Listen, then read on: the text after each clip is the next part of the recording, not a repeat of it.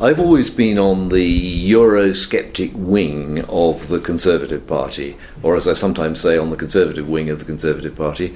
And for years and years, we've been trying to move the Conservative Party into a more Eurosceptic direction.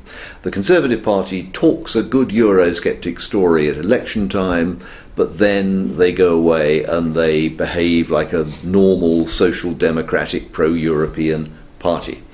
And eventually I just felt that we'd had too many disappointments, too many false dawns. It was like pushing water uphill. I realised that after 12 years as a Conservative member of the Parliament, we weren't really making any progress towards the sort of policies I believe in. And meantime, we have UKIP, which is a party that exists to promote the sort of policies I agree with, not just on Europe, but in a whole range of areas, climate and energy especially, but I could give you a list of policy areas where UKIP has sensible, common sense policies that I and many Conservative Party members and ordinary voters are happy with, and yet here we have a Conservative Party that takes quite different policies.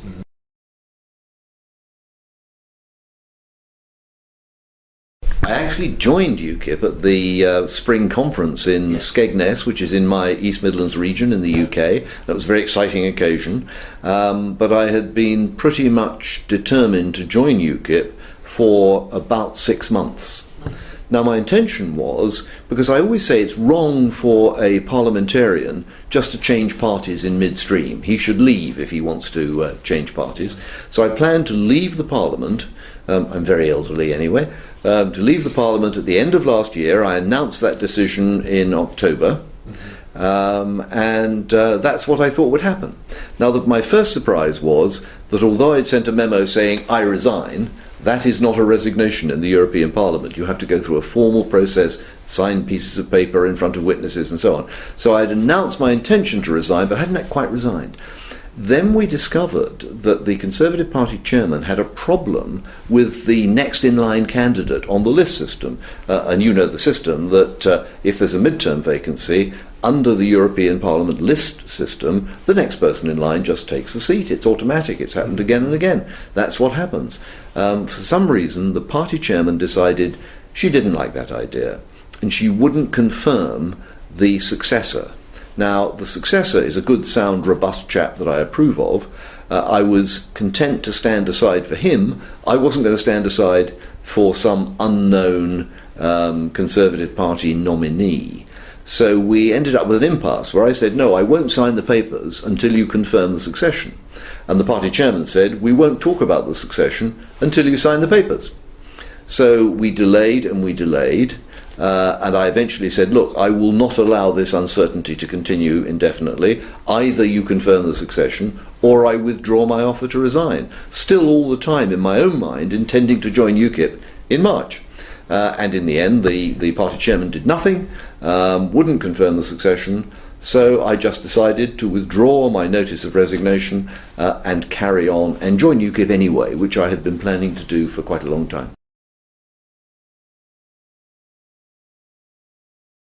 Well, I've had a wide range of reactions. Obviously, I've had a huge number of emails in on the machine. Of course, a lot of those were from UKIP members, and those were overwhelmingly positive. Thank you for doing what you ought to have done years ago, they said.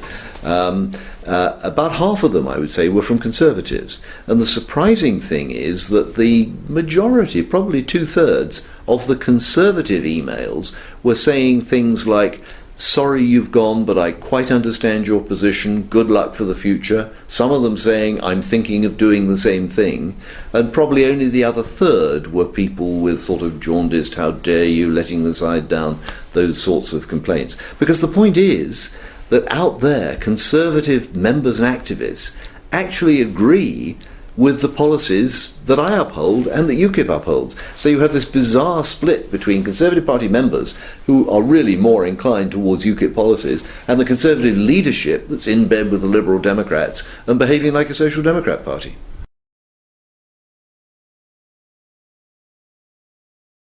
This is the difference, that you have the people who have common sense opinions, and frequently they're right. and you have the leaders who do things they feel they have to do for various reasons, and frequently they're wrong.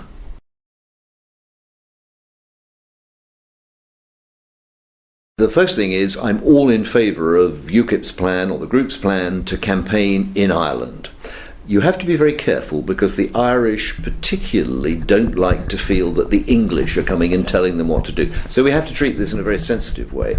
But on the other hand, you will get huge numbers of commissioners and MEPs going to Ireland from all around Europe saying, please vote yes, please vote yes.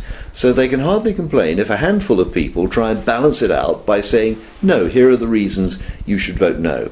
The reasons they should vote no are, first of all, because the euro currency and euro currency rules are exactly what has got Ireland into this mess, just as it's got Greece into this mess, and Spain and Portugal. So the euro is the problem, not the solution. That's the first reason.